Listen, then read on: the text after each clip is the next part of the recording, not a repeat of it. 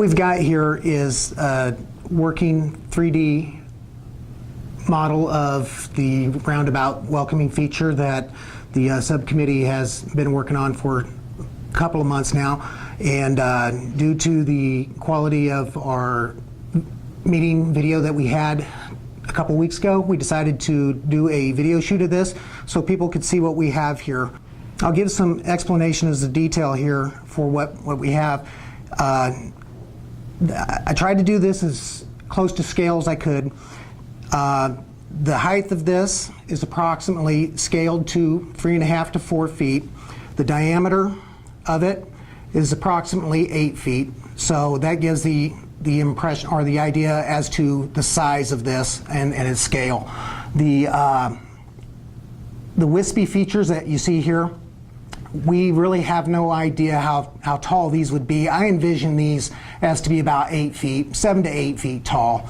And then the video that we've shot and shown does show a water feature, shows a couple different things as far as for water features. We have nothing set in stone as to what that water feature will look like, or even if it even comes to realization. It's just, at this point, this is totally conceptual, and we're working behind the scenes right now to bring the concept to reality. A lot of steps have to be taken place for this here to happen, and those are in motion now.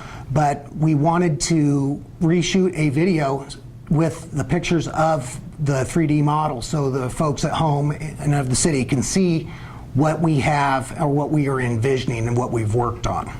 One thing that was important during our discussions was how to involve the community into this project and this vision. And a lot of discussion took place as far as how do we do this? Well, one idea that came up was to involve the students of the high school. And we collectively, through the subcommittee, came up with an idea to have the art department of the Ray-Pac School District to bring students into a project to where they could make a 3D plaque to be placed inside of the feature, the wall of the feature. If you look here, I've got this simulated to where these little medallions can come out and be placed in. The idea is to build this so that there are places for a reverse casting mold to be made that the students could do if they choose to, and their work could be displayed here on the side of this. There's plans for having decorative lighting to light this so it can be seen at night, and the whole thing can be functional during the 4 seasons that we have here in Missouri. Another feature that we worked on was the textures and the materials for the wispiness of what we see here is what I call the ribbons. The acrylics grab and create a prism effect with the lights. It may be difficult to see that on television through the camera and that, but it does give a very unique and distinct variation of the light and a contrast and all of that. It's just a really neat feature in that. Then as we progressed through our meetings and that, we thought, well, the subject of, well, what would metal look like?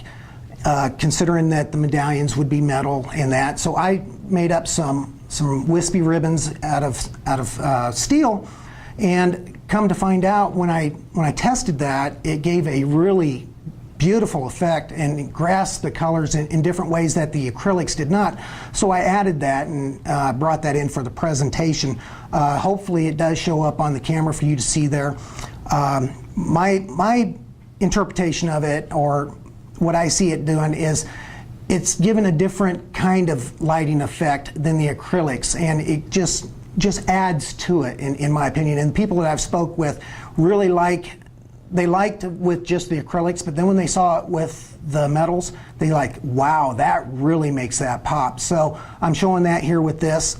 Again, conceptual here, nothing is set in stone, but this is in line with the ideas that came out of the Roundabout Welcoming Subcommittee. Some of the discussions that we had during the committee was the type of water feature if one was to be incorporated. For me to show the water feature that came out of our ideas and our discussions is very, very difficult. This was a difficult project to undertake, and making a garden fountain work for this it took some creativity. But to explain what that idea was to have multiple nozzles in the center of this feature fired at variable times, creating a dancing effect for water, similarly to what you see down on the landing down in Branson. Some people have said the Bellagio in Las Vegas, but not so much like the Bellagio where the fountains or the nozzles move side to side and rotate and that, but more of like if you can envision 3 or 4 different nozzles shooting randomly at various times at various different heights, creating a dancing effect is what the idea is. The other thing that I showed with the spout coming out and the water falling down, that was something that I just added there that for conceptual, if something like that was to come about, that's fine. We're not ruling that out. It's a matter of what we as the subcommittee bring to the council and the comments that we get back from the community as to what they want. We're just trying to show ideas and spur further ideas because nothing is done yet at this point, and we are looking to see what more input that the folks have now that this is garnering more and more interest, since it's out of the back room of the subcommittee and into the front rooms of the city. The formal presentation of this feature was presented to the council on April 7, 2014. That meeting is available through the city website to view if you wish to. It is at raymore.com. At this point, this is still conceptual. The council is more than willing to listen to input from the citizens. If you have any ideas or thoughts or further comments, please feel free to contact your council member. If you need help finding those numbers, visit the raymore.com, and all of those numbers and emails are available there on the site. We welcome your comments. Thank you for taking your time to view this, and have a good day.